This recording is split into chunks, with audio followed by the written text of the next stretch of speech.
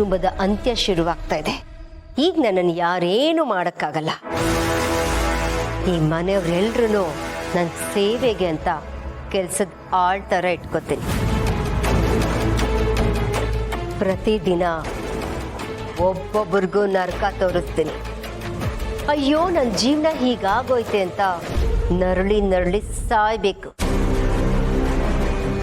ನಿನ್ನ ಸಾವಿಗೆ ಪ್ರತೀಕಾರ ತೀರಿಸ್ಕೋತೀನಿ ಅಕ್ಕ. ಇಷ್ಟು ವರ್ಷ ನಾನು ಪಟ್ಟ ಶ್ರಮಕ್ಕೆ ಈಗ ಪ್ರತಿಫಲ ಸಿಕ್ಕಿದೆ. ಇನ್ನು ನಾನು ನಿನಗೆ ಕಾಯಿಸಲ್ಲ. ನಾಳೆನೇ ನಿನ್ನ ಆತ್ಮಕ್ಕೆ ಶಾಂತಿ ಸಿಗತ್ತೆ. ಇದೇ ಮನೇಲಿ ನಾನು ನಿನಗೋಸ್ಕರ ಶಾಂತಿ ಪೂಜೆ ಮಾಡಿಸ್ತೀನಿ ಅಕ್ಕ. ನನಗೆ ಗೊತ್ತು ನಿನಗೂ ನನ್ನಷ್ಟೇ ಖುಷಿ ಆಗ್ತಿದೆ ಅಂತ. ನನಗಂತೂ ಕುಣಿದು ಕುಪ್ಪಳಿಸ್ಬೇಕು ಅಂತ ಅನ್ನಿಸ್ತಾ ಇದೆ. ಬಾ ಅಕ್ಕ, ಈ ಖುಷಿನ, ಈ ಸಂಭ್ರಮನ ಎಂಜಾಯ್ ಮಾಡೋಣ.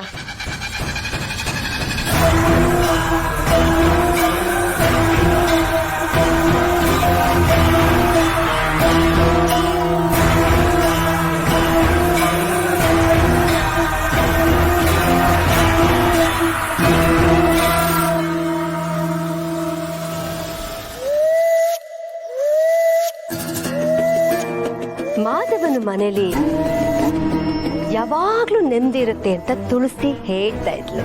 ಆದ್ರೆ ಈಗ ಮಾಧವನ ಮನೆ ಸಮಾಧಿ ಆಗತ್ತೆ, ಸುಟ್ಟು ಬೂದಿ ಆಗತ್ತೆ. ನನ್ನ ಸೇಡಿನ ಬೆಂಕಿಗೆ ಬಲಿ ಆಗತ್ತೆ.